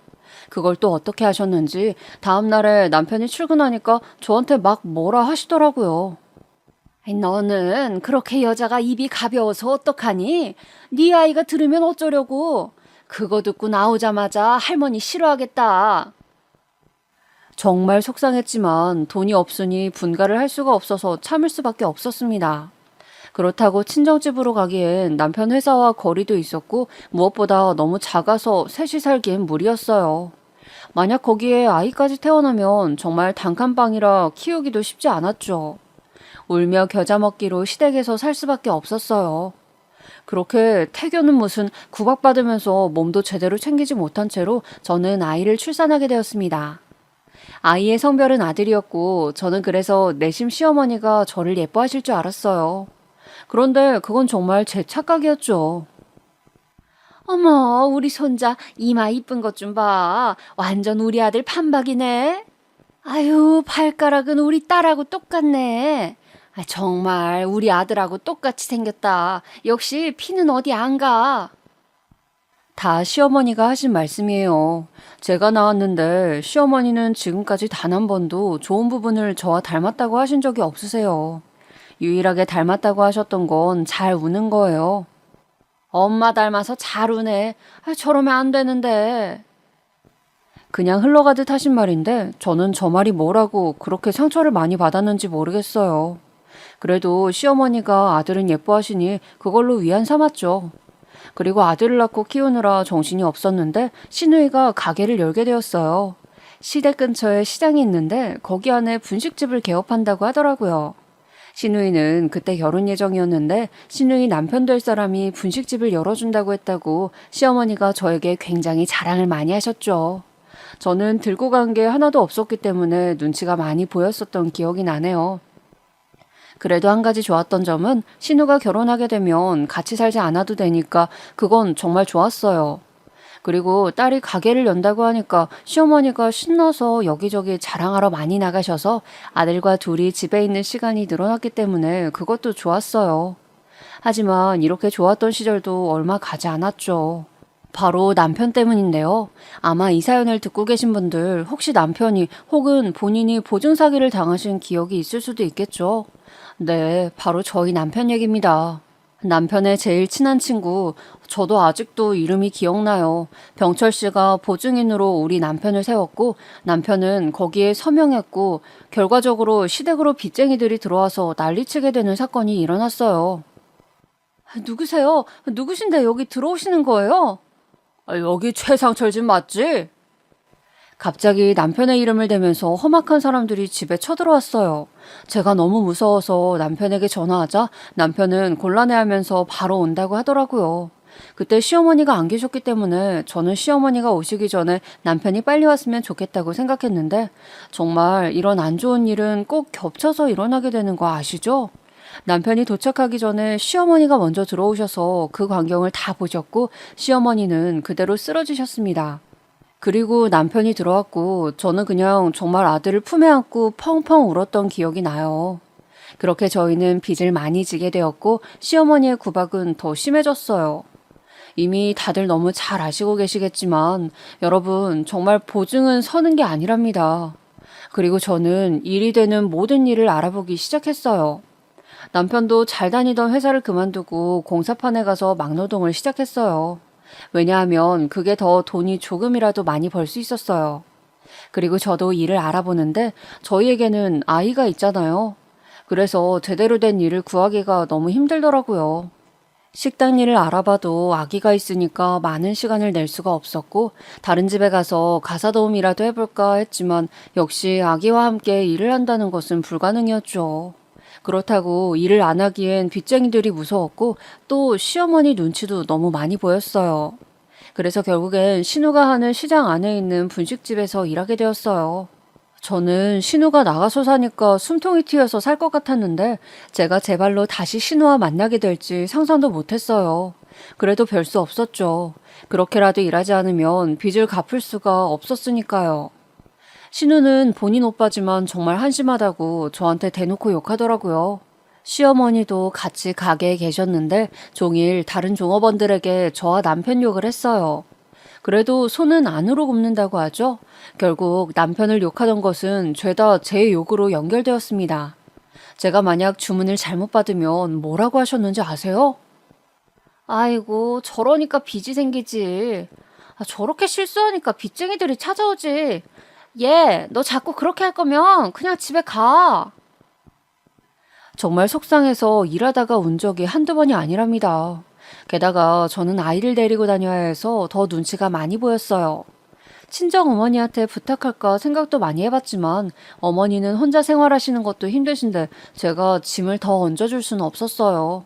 아이가 제 등에 엎여서 지루하니까 칭얼거리면 저는 정말 아이를 달래랴 음식 주문을 받으랴 정신이 하나도 없었어요. 그래도 그만둘 수는 더 없었기 때문에 정말 울면서 일했죠. 가끔 주문을 잘못 받거나 음식을 흘리거나 하면 시어머니와 신우는 큰 소리로 제 잘못을 지적했어요. 그럴 때마다 내가 여기서 왜 이러고 있나 생각도 들고 그냥 어디론가 사라지고 싶었어요. 또 신우 가게가 시장 안에 있었거든요. 그래서 회전율이 정말 빨랐어요. 종일 계속 손님들이 오니까 1초도 제대로 쉴 수가 없었어요. 그러다 아이가 점점 자라서 걸음마를 떼게 된 시기가 왔습니다. 아이를 키워보신 분들은 잘 아실 텐데요. 아이들은 정말 조금만 쳐다보지 않아도 그대로 사라지는 거 누구보다 공감하실 수 있으시죠? 저는 그날이 아직도 기억이 생생합니다. 주문을 받고 계산을 하고 가게를 봤는데 아이가 있어야 할 자리에 없는 거예요. 아이가 주로 있던 자리는 카운터 옆에 작은 의자였는데 아들이 아예 사라지고 가지고 놀던 자동차 장난감만 바닥에 떨어져 있었어요. 파란색 작은 버스 장난감을 의자에 올려두고 가게 안을 둘러봤는데 아이가 정말 없더라고요. 어머님, 혹시 은석이 못 보셨어요? 분명 아까까지 여기 있었는데 애가 어디로 갔는지 안 보이네요. 지금 그게 중요해? 손님 왔다. 빨리 가서 주문 받아. 아니, 지금 은석이가 어디 갔는지 보이질 않아요. 어디 놀러 갔겠지. 너 지금 뭐하니 정말? 은석아, 은석아. 저는 정말 아들이 사라진 것을 확인하고 너무 손이 떨리고 심장이 쿵쾅거리고 눈물이 나오기 시작했어요. 온몸을 벌벌 떨며 그대로 가게를 나와서 시장 안을 샅샅이 뒤졌죠. 그래도 아들은 보이지 않았어요. 남편에게 전화해서 아이가 사라졌다고 알리고 눈물바람으로 시장을 몇백 번을 돌았는지 몰라요. 남편도 이러다가 중간에 달려와서 시장을 같이 뒤졌는데 저는 너무 울어서 탈진할 정도였어요. 남편이 일단 가게로 들어가서 생각을 해보자 해서 같이 갔는데 세상에 가게 안에 아들이 있는 거예요. 은서가 도대체 어디 갔었어? 엄마 걱정했잖아. 제가 아들을 끌어안고 난리를 치니까 시어머니가 옆에서 코웃음을 치시면서 말씀하셨어요. 자기 새끼도 제대로 못 보고 말이야. 너희가 부모 자격이 있니? 정말 저 말을 듣고 너무 속상해서 바닥에 앉아서 엉엉 울었습니다. 제가 물론 제 아들이 잠깐 어디 간 것을 보지 못한 것은 맞아요. 하지만 그렇게 된 원인이 가게에서 남들은 다 돌아가면서 쉴 때 저는 그러지 못했거든요. 저를 뺀 나머지 직원들은 다들 쉬는 시간 보장이 되어 있었는데 오로지 저만 쉬는 시간이 없었어요. 제가 조금이라도 앉아있거나 편하게 있는 걸 보면 신우나 시어머니가 지금 뭐 하냐고 주문 받아라, 배달해라, 재료 다듬어라 등 저보고 계속 일을 시키셨기 때문이에요. 그래서 아들이 가게에서 나간 것을 볼 수가 없었던 건데 저렇게 말씀하시니까 정말 속상했죠. 남편도 허탈했는지 저에게 뭐라 하더라고요. 저도 당연히 아이를 잘 돌보고 싶은 마음은 간절했지만 상황이 어쩔 수가 없었잖아요. 저는 남편이 보증을 잘못 써서 우리가 이렇게 고통받으면서 살아도 이미 일어난 일이니까 남편에게 크게 뭐라 하지 않았었는데 그게 처음으로 후회가 된 날이 전날이에요. 나중에 알고 보니 아들은 옆 가게인 세탁소 아주머니께서 시장에 혼자 돌아다니는 아들을 보고 데리고 있으셨다고 했어요. 집에 와서 아들에게 엄마한테 말하지 않고 함부로 식당 나가고 그러면 안 된다고 말하는데 아들이 저에게 엄마랑 놀고 싶다고 말하더라고요. 그 말을 듣는데 가슴이 너무 아팠어요. 그 뒤로도 저는 정말 쉬지도 못하고 계속 일만 했는데 분식집이고 찌개나 백반 종류도 팔았기 때문에 저는 시장 내부를 정말 쉬지 않고 배달을 했었는데 덕분에 몸이 안 아픈 날이 없었어요. 오죽하면 제가 그렇게 시장밥도 못 먹고 돌아다니니까 과일가게 사장님이 저에게 몰래 사과를 입에 넣어주기도 하셨어요. 그렇게 일하면 몸 다 상한다고 안쓰럽게 봐주셨는데 힘들어도 견딜 수 있었던 것은 이렇게 주변에서 저를 챙겨주셨기 때문이에요. 시모가 성격이 안 좋은 것은 이미 유명한 사실이었거든요. 그리고 제일 힘들었던 것은 그렇게 종일 일하고 집에 돌아오면 또 집안일을 해야 한다는 것이었어요. 힘들게 일하고 들어와서 청소기를 돌리고 요리하고 씻고 아이를 돌보고 정말 몸이 두 개였으면 좋겠더라고요. 남편이 저를 돕겠다고 청소기를 들거나 혹은 빨래하면 시어머니는 와서 남편 손에서 청소기나 빨랫감을 빼앗고 저에게 던졌어요. 어디 남의 집 귀한 아들을 시켜? 제정신이야? 저는 저 소리를 듣는데 정말 울컥하더라고요. 저도 친정어머니가 혼자 얼마나 힘들게 키우셨는데요. 그래도 차마 입 밖으론 그 소리가 나오지 않았고 속으로만 하염없이 사귀곤 했죠. 없이 결혼한 분들은 제 마음이 어떤지 잘 아실 거예요. 저도 지금 생각해보면 왜 그때 저렇게 당당하게 나서지 못했을까 생각도 많이 했지만 그 당시에 저는 그럴 수가 없었어요. 또 시대가 시대이니만큼 저보다 더 심하게 시집살이 당하신 분들도 많다는 것도 물론 알아요. 그래서 저는 마침 제 아이가 아들이잖아요. 절대 저는 며느리에게 시집살이를 절대 시키지 말아야지 다짐하고 또 다짐했어요. 그리고 제가 이렇게 힘들게 일하던 그때 신우가 임신하게 되었어요. 신우가 임신하니 자연스럽게 가게 일은 더 바빠졌고 저는 당연히 더 고생했죠. 제가 너무 바쁘게 일하다 보니까 오히려 옆가게 사장님들이 저에게 잠시 앉았다가 가라고 하실 정도였어요. 아이, 세대 너무 힘들어 보여. 여기 앉아서 커피라도 한 잔 마시고 가요. 아이고, 혼자만 일하네. 가만 보고 있으면 안타까워 죽겠어. 이렇게 제가 힘들게 일한다는 것을 누군가가 알아주니까 그게 그렇게 위로가 되더라고요. 저도 사는 게 힘드니까 누구한테 진지하게 터놓고 싶을 때도 많았어요. 하지만 친정어머니에게 말하기엔 어머니도 이미 혼자 힘들게 살고 계시니까 도저히 입이 떨어지지 않더라고요. 어머니는 그렇게 힘들게 사셔도 남들에게 베풀며 살고 계셨기 때문에 저는 더 말을 못하기도 했어요. 그래도 힘들지만 저도 일부러 손님들에게 웃으면서 대했고 주변 사장님들에게 계속 감사하다고 표현했어요. 아들도 점점 커가는데 남들은 아이 발달에 맞춰서 엄마들끼리 친해져서 놀러 다니거나 정보 공유를 한다던데 저는 그럴 수도 없었어요. 딱 일주일만이라도 아무도 나를 찾지 않는 곳에 가서 지내고 싶을 정도로 힘들었던 것 같아요. 그러다 또 다른 사건이 터지게 되었어요. 신우가 임신했다고 했잖아요. 신우의 친정은 시댁이니까 아이를 낳고 산후조리를 시댁에서 한다고 하는 거예요. 예상은 했지만 정말 신우가 아이를 데리고 집으로 오니까 기분이 좋지 않더라고요. 물론 우리 집도 아니지만 안 그래도 가게도 나가고 집안일도 제가 혼자 다 하는데 신우랑 신생아까지 집에 있으니까 신경 쓰이는 게 많아서 그랬죠. 신우가 출산하고 아이를 데리고 집으로 와서 시어머니가 산후조리를 하시는데 힘든 일은 다 저를 시키더라고요. 아기 빨래를 따로 해라, 손수건 삶아라, 미역국 끓여라, 다리 주물러라 등등 아주 그냥 제가 이 집 하인인 줄 알았어요. 심지어 시장에 가서 갈비를 사오더니 저보고 갈비찜을 만들라고 하더라고요. 그래서 열심히 갈비찜을 만들었더니 저만 빼고 둘이 먹더라고요. 제가 저도 먹으려니까 지금 뭐 하는 거냐고 빨리 가게 가서 문 열라고 하던 시어머니의 얼굴이 아직도 생각날 정도예요. 다른 것도 아니고 먹는 것으로 저러면 더 사람이 서러워지거든요. 그리고 이런 적이 한두 번도 아니에요. 심지어 제가 가게에서 배고파서 먹으려고 하면 귀신같이 알아채고 빨리 배달 다녀오라고 저를 등 떠밀기도 했어요. 이런 상황이 지속되니까 저도 참다가 이건 아닌 것 같다고 느끼게 되었죠. 또 물론 딸과 며느리는 아주 다른 존재인 것을 알고 있지만 제가 아이 낳았을 때는 시어머니가 당신도 아이 2명이나 낳아봤다고 힘든 일도 아니면서 유난 떨지 말라고 하셨거든요. 그런데 신우는 본인 자식이라서 그런가 조금만 힘들어해도 옆에서 안절부절 못하더라고요. 신우는 본인이 출산했으니까 몸이 힘들다고 가게에 나가지 않았어요. 그래서 시어머니와 저만 가게에 나갔는데 신우가 없으니까 사람 한 명이 더 줄었잖아요. 저는 당연히 직원을 더 뽑을 줄 알았는데 어차피 몇 개월 있으면 신우가 다시 나온다고 그대로 일하자는 거예요. 직원은 줄었는데 일은 저만 하니까 결국 또 저만 힘들어지는 상황이 온 거죠. 정말 이때가 제가 신우 가게에서 일하면서 제일 바쁠 때였던 걸로 기억해요. 그나마 다행이었던 것은 아들이 좀 커서 어린이집에 맡길 수 있었다는 점이에요. 어린이집은 제가 너무 바쁘니까 남편이 대신 가서 등원을 시키고 하원도 시켰어요. 이렇게 구박받으면서 일해도 제가 버틸 수 있었던 것은 남편 덕분이에요. 사람이 무능력하긴 하지만 본성이 나쁘진 않거든요. 그래서 저는 시어머니 밑에서 어떻게 저런 아들이 나왔지 싶어서 몰래 유전자 검사도 해보고 싶었던 적이 한두 번이 아니에요.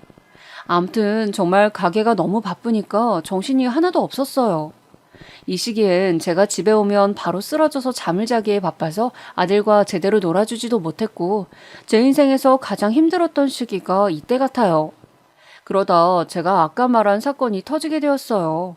그날은 아마 동네에서 어떤 축제를 했었던 걸로 기억하는데 왜냐하면 동네 자체에 사람이 많이 붐볐어요. 가게에 출근하면서도 오늘 바쁘겠다고 생각할 정도로 붐볐었죠. 역시나 제가 문을 열기도 전에 가게 앞에 사람들이 모여 있더라고요.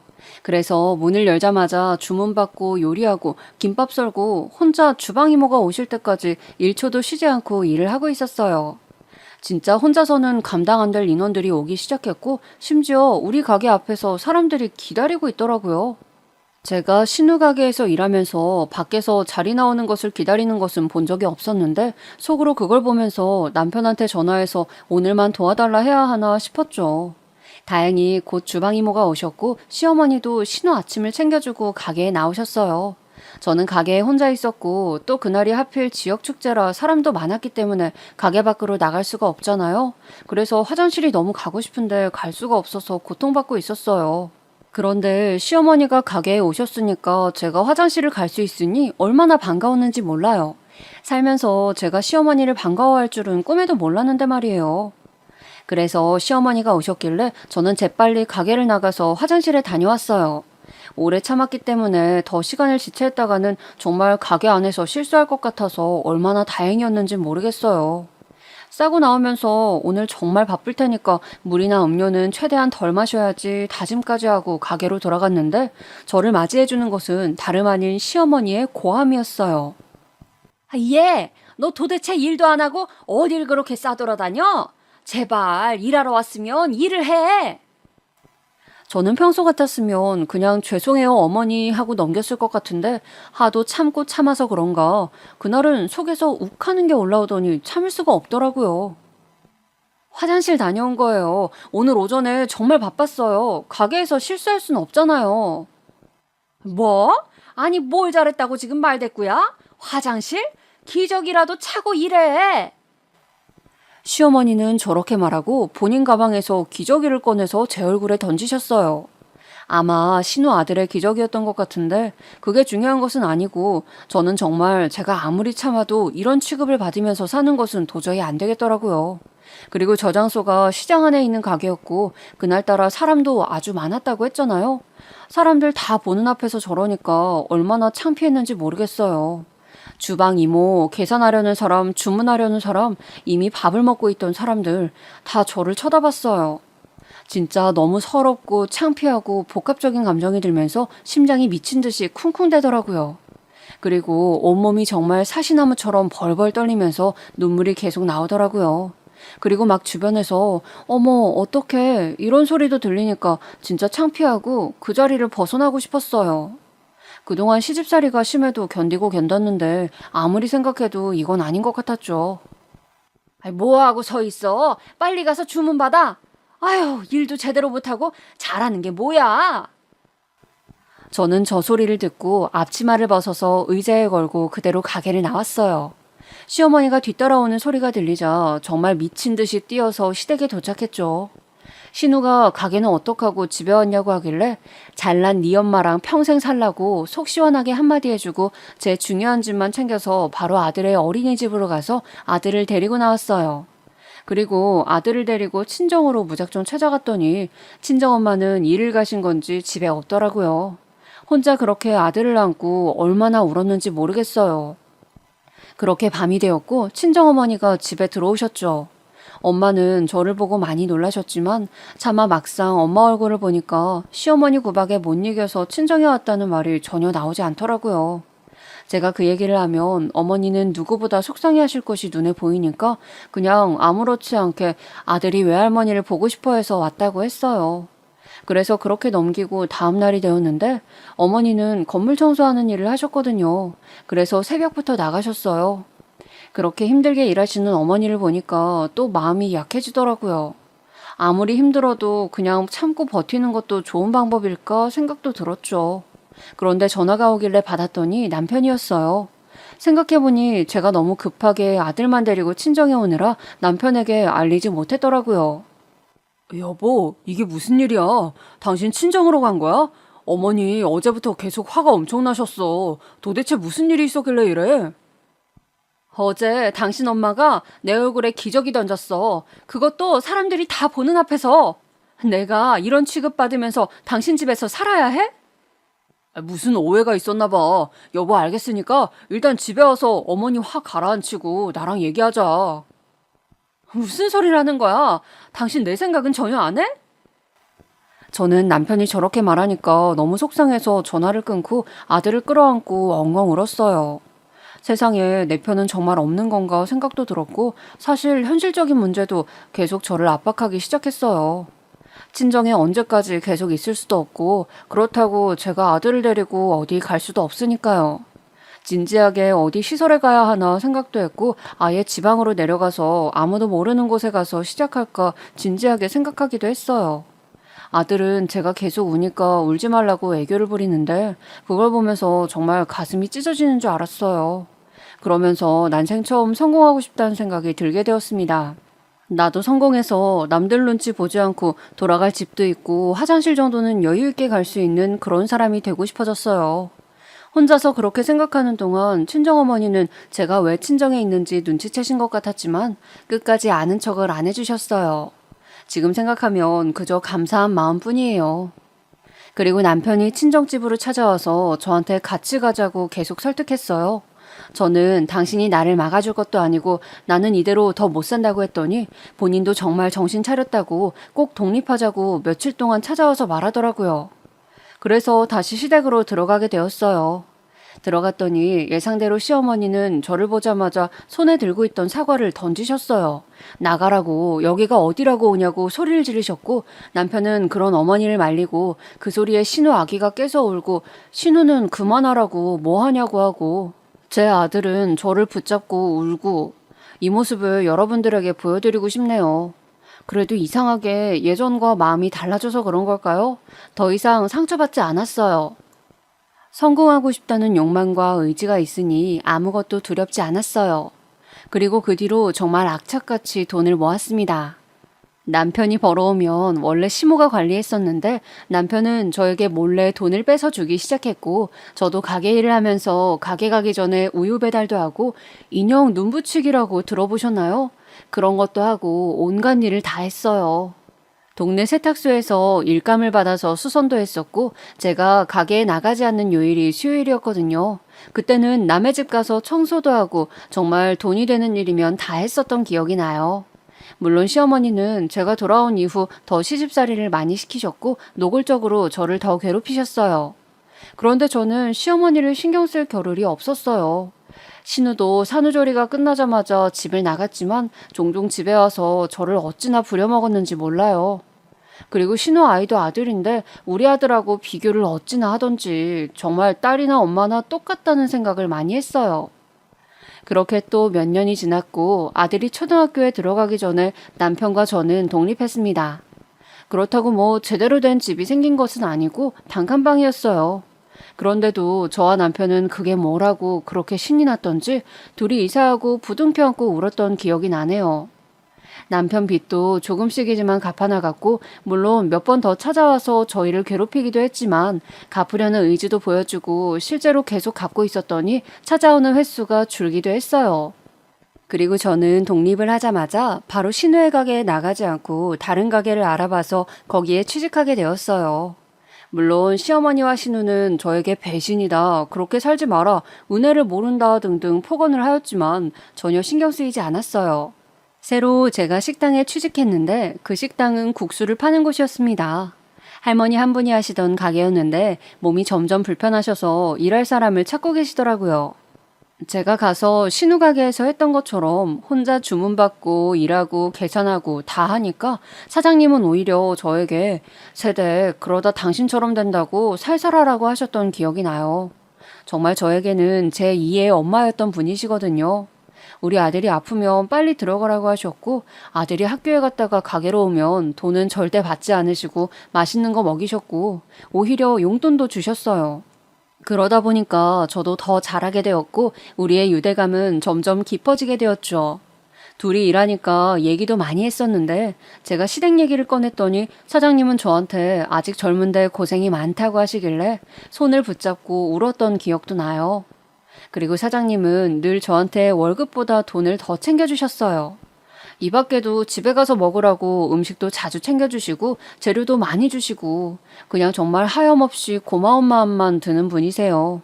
남편도 저한테 그동안 고생하더니 좋은 분 만나서 다행이라고 할 정도였어요. 그렇게 잘 지내고 있는데 사장님이 어느 날 저를 부르시더니 진지하게 말씀을 하셨어요. 내가 이제 정말 몸이 너무 말을 안 들어서 가게 운영이 힘들어.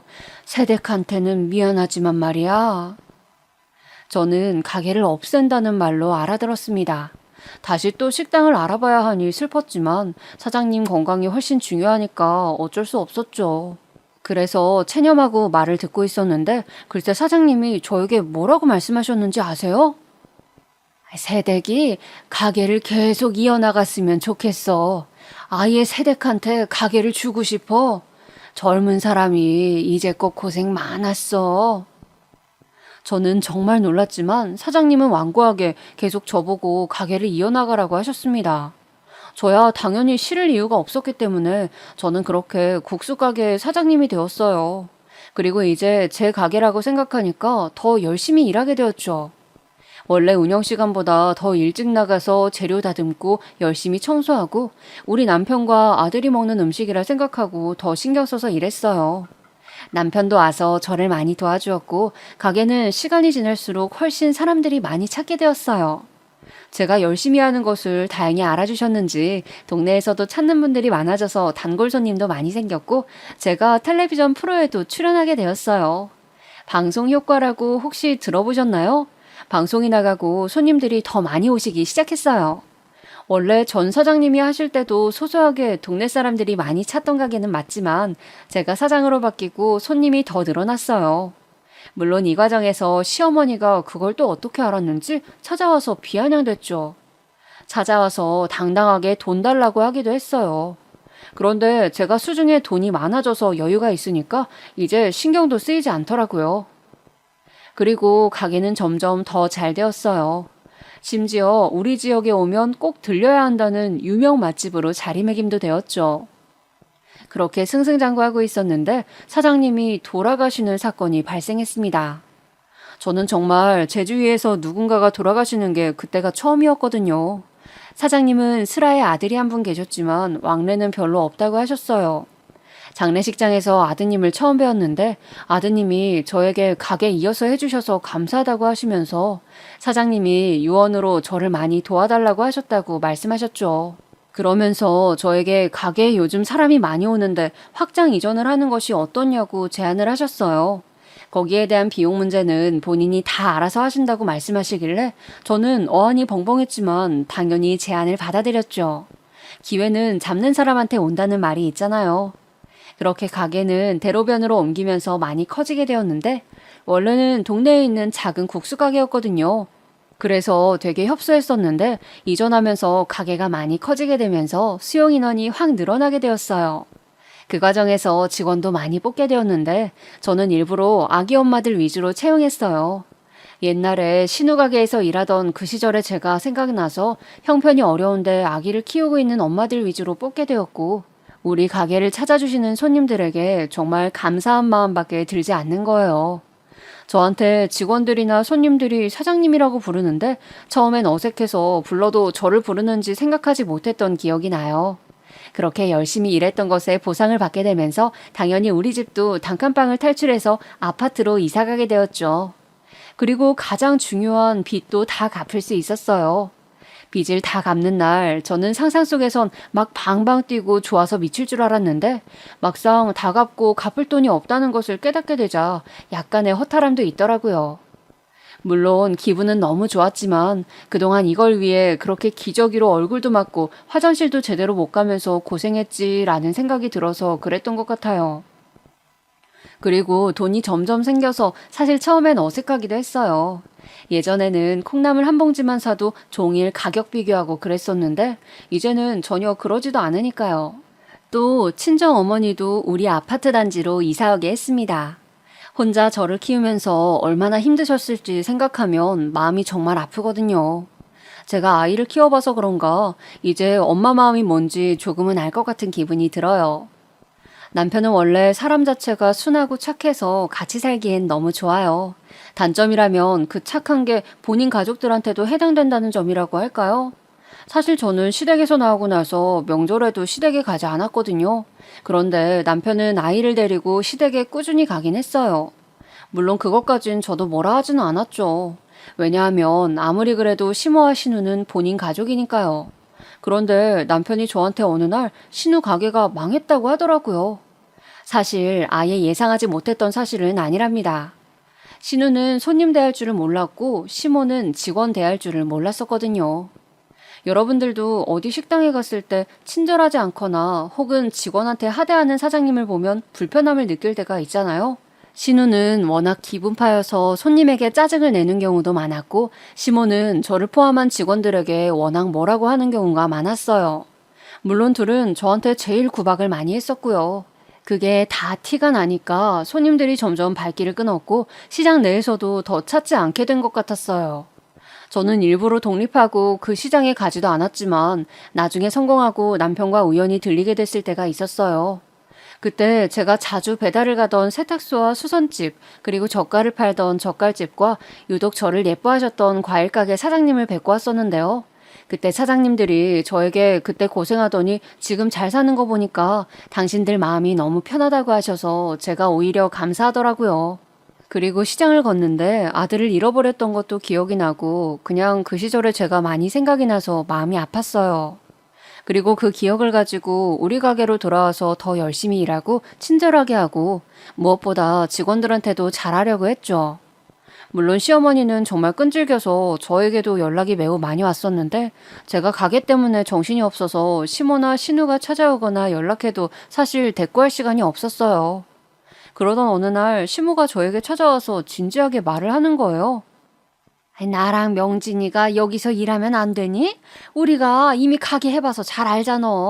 너도 그럼 우리가 도와주니까 얼마나 편하겠어? 어머니, 저 지금도 아주 멀쩡하게 일 잘하고 있어요. 괜찮아요. 아니, 가족끼리 서로 돕고 사는 거 모르니? 정말 해도 너무하네. 그리고 너는 시어머니한테 어떻게 그렇게 대하니? 정말 경우 없다. 이제 좀 사니까 뭐가 먼저인지도 모르는 거냐? 어머니, 그럼 오늘부터 일하세요. 그런데 어머니 기저귀 차고 일할 수 있어요? 우리 너무 바쁜데 말 안 하고 화장실 가기만 하세요. 바로 해고해요. 제가 저렇게 말하자 시어머니는 얼굴이 빨개진 채로 저에게 고래고래 소리를 지르더라고요. 예전 같았으면 시어머니가 저에게 소리를 지르면 너무 당황해서 혼자 울었을 텐데 이제는 그냥 웃기기만 하더라고요. 시어머니가 막 화나서 저한테 삿대질하면서 난리를 치길래 한마디 더 했어요. 영업방해로 신고하기 전에 나가세요. 제가 저렇게 말하자 시어머니는 영업방해? 하면서 저한테 막 달려들더라고요. 다행히 남편이 옆에 있어서 시어머니는 그렇게 가게 밖으로 끌려나갔어요. 직원들이 저에게 사장님 괜찮냐고 물었는데 저는 너무 괜찮았고 오히려 통쾌하고 너무 웃음이 계속 나오더라고요. 제가 이런 날을 기대하며 평생을 살았나 생각이 들 정도로요. 그렇게 시모는 끌려나갔고 저는 정말 다시 찾아오면 경찰에 신고하려고 생각했어요. 그런데 시모는 안 왔고 신우한테 전화가 오더라고요. 전화해서 언니 정말 너무한다고 아무리 그래도 시댁인데 무서운 게 없냐고 또 난리를 치더라고요. 시어머니도 시어머니지만 신우도 저한테 얼마나 얄밉게 했던 적이 많았는지 모르겠습니다. 그래서 저도 더 지지 않고 말했죠. 아가씨, 가게 망했다면서요? 우리 가게 와서 설거지 할 거면 해요. 신우는 자존심이 상했는지 저에게 욕하고 난리가 아니었어요. 참, 그리고 신우는 가게가 망하고 남편과 사이가 안 좋아져서 이혼하게 되었거든요. 그래서 당장 생활비가 급하니까 시모랑 둘이 우리 가게에서 일하려고 했었나 봐요. 사실 뭐 본인들이 써달라고는 하지만 시어머니 말하던 거 보셨죠? 분명 자기들이 와서 주인 행세를 했을 거예요. 그러고도 남을 사람이거든요. 만약 저에게 신혼 때나 제가 신우 가게에서 일할 때 잘해줬었다면 저도 당연히 사람이니까 잘해줬겠죠. 있을 때 잘하지라는 아주 유명한 말이 떠오르더라고요. 저렇게 시댁을 퇴치하게 되었고 저 뒤로는 둘 다 저에게 연락하거나 찾아오는 일은 없었어요. 아마 연락해봤자 본전도 못 찾게 될 걸 알아서 그랬나 봐요. 그리고 우리 친정어머니께서 저한테 늘 하셨던 말이 있었는데 어려울 때 서로 돕고 살아야 한다고 하셨거든요. 제가 어릴 때도 그랬지만 저희 어머니는 본인이 혼자 힘들게 청소하시면서 사셔도 늘 봉사하셨어요. 저도 그래서 여유가 생기고 나서 미혼모나 보육원 시설에 투자를 많이 하고 있습니다. 어릴 때 엄마가 저에게 착하게 살면 다 돌아온다고 하셨는데 제가 그렇게 고생하면서 살아서 하늘에서 국수가게 사장님을 저에게 보내주셨다고 생각해요. 친정어머니도 저한테 국수가게 사장님이 저의 귀인이라고 하시더라고요. 저도 그 말에 동의하고 그래서 아무리 바빠도 일부러 시간을 내서 사장님이 계신 묘지에 찾아뵙기도 해요. 제가 당한 게 있으니까 우리 직원들한테는 최대한 편의를 많이 봐주려고 하고 저도 잘하려고 노력하다 보니 직원들도 어찌나 일을 잘하는지 몰라요. 손님분들도 너무 감사하게 많이 찾아주시니 요즘 인생 사는 게 얼마나 즐거운지 모르겠어요. 이 사연을 듣고 계신 분 중 사는 게 많이 힘드신 분이 계시면 저를 생각하셨으면 좋겠어요. 기저귀를 얼굴에 맞고 제대로 끼니를 챙기지도 못해서 다른 가게에서 저를 안쓰럽게 여기실 정도였는데 결국 성공하게 되었잖아요. 여러분들도 열심히 사시면 분명히 하늘에서 그것을 알고 도와주실 거예요. 희망 잃지 마시고 다들 건강관리에 특히 유의하시면서 사시길 바랄게요. 여기까지가 제 사연입니다. 들어주셔서 정말 감사합니다. 다들 행복하세요.